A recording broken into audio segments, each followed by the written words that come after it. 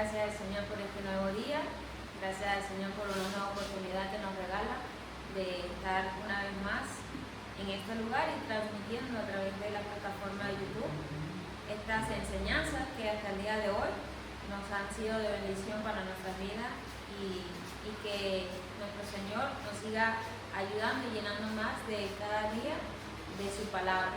Amén. El día de hoy vamos a estar dando inicio al estudio número 13 y tiene como título Un fugitivo encuentra a Dios. La base bíblica estaremos ubicados en Filemón 1, el único capítulo que hay, por cierto, del 8 al 19. Y dice la palabra del Señor en el nombre de Jesús. Leemos.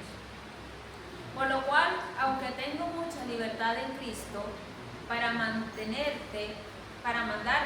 lo que conviene, más bien te ruego por amor, siendo como soy, Pablo ya anciano y ahora además prisionero de Jesucristo, te ruego por mi hijo Onésimo, a quien engendré en mis prisiones, el cual en otro tiempo te fue inútil, pero ahora a ti y a mí nos es útil, el cual vuelvo a enviarte. Tú pues recíbele como a mí mismo. Yo quisiera retenerle conmigo, para que en lugar tuyo me sirviese en mis prisiones por el Evangelio. Pero nada quise hacer sin tu consentimiento, para que tu favor no fuese como de necesidad, sino voluntario. Porque quizás para esto se apartó de ti por algún tiempo, para que le recibieses para siempre, no ya como esclavo, sino más que esclavo, como hermano amado, mayormente para mí, pero cuanto más para ti, tanto en la carne como en el Señor. Así que, si me tienes por compañero, recíbele como a mí mismo, y si en algo te dañó o te debe, ponlo a mi cuenta. Yo, Pablo, lo escribo de mi mano, yo lo pagaré, por no decir que aún tú mismo te me debes. Amén. Damos gracias al Señor por su palabra y vamos a estar enumerando los objetivos de este estudio. Y el primero de ellos es entender que Dios puede transformar al más inútil pecador en instrumento poderoso en sus manos. El segundo objetivo es aprender que Onésimo es un ejemplo de todo pecador que huye de Dios. Comprender que el Evangelio nos convierte de esclavos inútiles a hijos serviciales de Dios. Como pensamiento central tenemos, todo pecador es fugitivo que huye de Dios, pero cuando se encuentra con Cristo, esto lo reconcilia con Dios y lo convierte en su hijo. El texto áureo dice así que si me tienes por compañero, recíbele como a mí mismo. Filemón 17. Filemón es uno de las cuatro cartas de la prisión. Como se había hablado anteriormente, y lo han expresado los que han expuesto anteriormente estas cartas anteriores, lo que era Efesios, Filipenses, Colosenses y ahora Filemón, se consideran las cuatro epístolas o las cuatro cartas escritas en la prisión. Fueron escritas en Roma durante el primer encarcelamiento de Pablo, entre los años 60 o 63 aproximadamente.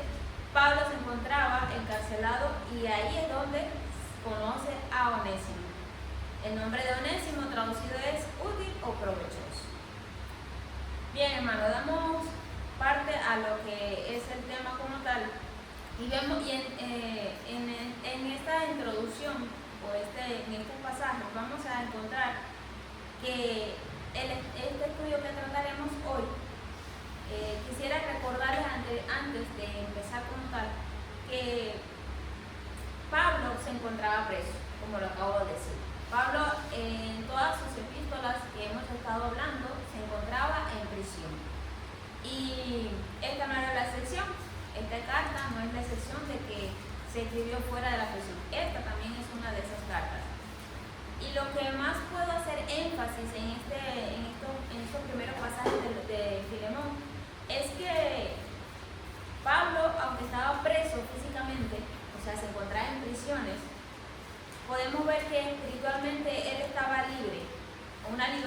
que no impedía que llevase la palabra del Señor. Una libertad que dice él mismo, aunque tengo mucha libertad en Cristo. Esa libertad le daba a Pablo la seguridad de poder exhortar, consolar y edificar a los santos y también a los que estaban a su alrededor, sin titubear en nada. Él tenía esa seguridad total de lo que él había creído que era en Cristo. Y en esta oportunidad él hace una petición sin titubear, y es que él le pide un favor a Filemón. Ese favor no lo hacía como una exigencia, sino que lo hacía como un favor de amigo a amigo. Es muy diferente que cuando nosotros vemos a un Pablo que pide un favor de amistad a un Pablo que, por así decirlo, pudiese abusar de su autoridad. Es totalmente lo contrario.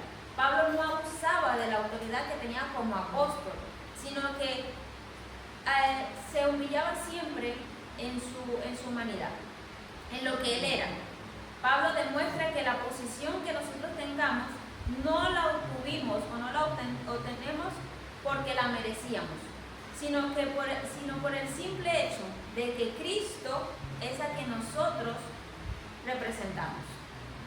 Como Jesús mismo lo dijo, aprende de mí que soy manso y humilde, ¿verdad? Entonces vemos claramente que la posición de cada hijo de Dios debe ser en humillación propia y reconociéndonos tal cual somos, porque ya no vivimos nosotros, ¿verdad? Sino que Cristo vive en nosotros. Si en verdad es que hemos nacido de nuevo en el Espíritu. Recordemos que durante estas clases pasadas hemos estado hablando también, y también hemos estado en la prédica o en los mensajes de los domingos, hemos estado hablando del nuevo nacimiento también. Se habló de que cuando nacemos de nuevo somos cambiados de mentalidad. Y es por eso que nuestra conducta, nuestras palabras, nuestras acciones demuestran con hechos lo que somos. Cuando somos nacidos de nuevo, hay un cambio en nosotros. En estos dos versículos anteriores, como son los versículos 8 y 9, no vemos a un Pablo exaltándose a sí mismo. No vemos a un Pablo abusando de su autoridad. No vemos a un Pablo jactándose de las obras que él hizo, y menos por lo que había hecho a favor de Filemón y lo que estaban con él en su casa. Ni tampoco se valió en algún momento de su autoridad apostólica. Pablo, más allá de ser un apóstol, es decir, un enviado, porque eso es lo que significa ser apóstol, un enviado, un mensajero que lleva las buenas noticias, fue un padre para todos los creyentes, lo cual le otorgó una confianza afectiva y plena que le permitió dirigirse con toda libertad a todos sus consiervos. Esto nos enseña cuán importante es el servicio que prestamos a los santos y cómo respetarlos, amarlos, como nuestro Padre nos amó primero. Un amor incondicional, no basado en la autoridad, sino en la paternidad. ¿No es maravilloso esto? Pablo, después de haber predicado y enseñado del Evangelio que él mismo aprendió de Cristo, aún estando en prisión no dejaba de transmitirlo, porque podemos padecer por su causa, pero la palabra de Dios no está encadenada. Eso se encuentra en 2 de Timoteo 2:9. En medio de este proceso que Pablo estaba viviendo, pudo engendrar en el Espíritu. Recordemos que cuando una persona es nacida de nuevo, es en el Espíritu que se engendra. Y para Pablo, en este momento, en esta circunstancia, Onésimo era un hijo espiritual, un hijo que había nacido para el reino de Dios. Como lo dije anteriormente, Pablo era más que un apóstol, era un padre para los que de él eran nacidos. Este engendramiento no era físico, sino un engendramiento espiritual. Por eso Pablo sentía a Onésimo como un hijo. Y vemos que cuando Cristo nos trastoca, puede cambiarnos de inútiles a útiles para prestarle suficiente. Entonces, ¿qué quiero decir con esto? Que cuando Cristo viene a nuestras vidas, cuando Cristo viene a nosotros, hay un cambio, una vuelta. El trastocar significa una vuelta completa de lo que éramos a lo que ahora somos en Cristo, ¿vale? Entonces, Onésimo en su significado original es útil o provechoso, como bien lo dije en la introducción. Para Filemón se había convertido en inútil en un servicio laboral. Recordemos que Onésimo le hizo una falta a Filemón y por eso estaba en prisión. Ahora Pablo le dice a Filemón que le será de mucha utilidad, no solo a él, sino también a Filemón. O sea, en ese momento Pablo estaba dando una carta de recomendación a Filemón de el nuevo nacimiento que había tenido Onésimo y que él estaba allí dándole ese visto bueno de que había nacido de nuevo. Dios había obrado en la vida de Onésimo, había cambiado su mentalidad, su conducta, y ahora era el momento de Onésimo demostrar con acciones su nueva naturaleza en Cristo. Sabemos que se había equivocado, cometió una falta grave a su amo Filemón, por este motivo estaba en prisión. Onésimo había sido transformado por Dios a través de las buenas nuevas predicadas por Pablo. En prisión, nuevamente recordemos que estaba en prisión. Ya no regresaría como ese siervo inútil, sino como un Onésimo útil para el servicio del Evangelio. Cuando Dios trastoca nuestra vida, hace de nosotros una nueva persona para su gloria. Las malas costumbres deben quedar atrás y debemos empezar de nuevo. Al haber recibido a Dios de boca de Pablo, este lo sentía como parte de su cuerpo. La palabra entraña quiere decir cariño, corazón o amor entrañable. Entonces, Pablo ya no veía a Onésimo como aquel inútil que llegó a prisión, despreciado, condenado, sin esperanza y con una deuda pendiente. Ahora veía con los ojos del cielo. Ahora lo veía con los ojos del cielo. ¿Sabes que nosotros debemos ver a nuestro hermano con los ojos del cielo? ¿Cómo es esto, hermana? Como Cristo lo ve. A veces nos cuesta, no lo vamos a negar. Nos cuesta porque somos humanos y porque tenemos errores y tenemos debilidades. Pero debemos ver más allá. Debemos ver como Cristo nos ve a nosotros. Como ese hijo amado, como ese siervo útil. Entonces así veía Pablo a Onésimo ahora como un siervo útil que podía ayudarle en el ministerio, que había sido transformado y cambiado por el Señor Jesús, que ahora podía serle de provecho, como su nombre mismo lo indica, para el ministerio, que prestaría un buen servicio, no solo a él, sino a los santos. Y aquí surge una pregunta que me hice yo también, y ¿es usted de provecho y de utilidad para el ministerio? ¿Se podrá notar su valor en la obra de Cristo? Prosigo. Pablo nos da un ejemplo de nuestra conducta hacia los hermanos. Nos demuestra que las opiniones de los santos cuentan. No era una imposición autoritaria de que se debía hacer las cosas como él decía, sino que la opinión de cada uno de los hermanos era respetada. Esto hace que se mantengan las relaciones interpersonales. Nosotros debemos tener en cuenta cada palabra de los hermanos a nuestro alrededor. Dentro de la iglesia, cada opinión cuenta, porque somos un cuerpo y como miembros del cuerpo tenemos diferentes funciones y debemos de respetar cada acción del mismo. Cada opinión se debe de respetar, cada acción se debe respetar siempre y cuando sea para bien de la iglesia. La separación de Onésimo con Filemón no era una separación para distanciarlos, sino para que Onésimo fuera traído a los brazos de Cristo, como dice la palabra del Señor, porque todas las cosas nos ayudan a bien. Este era un esclavo que no conocía a Cristo.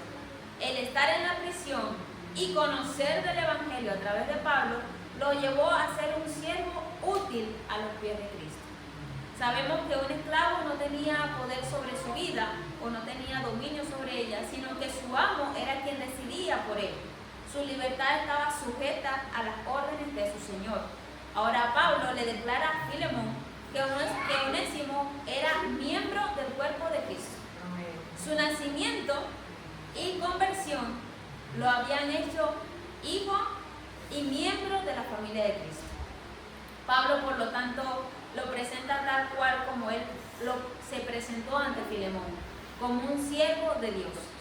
Si me tienes por compañero, acogerlo como a mí mismo, demostrando de esta manera la amistad y el vínculo que había entre Pablo y Filemón.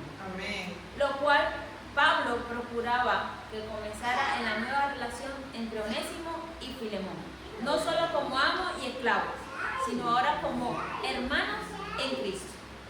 Por último, Pablo, como padre espiritual, no solo veía a Onésimo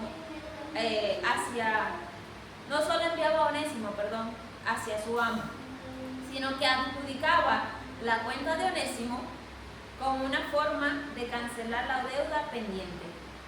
Esta figura nos demuestra lo que hizo el Señor Jesús por causa de cada uno de nosotros. Por medio de su sacrificio y derramamiento de sangre, ha pagado toda la deuda que teníamos por causa de nuestro pecado.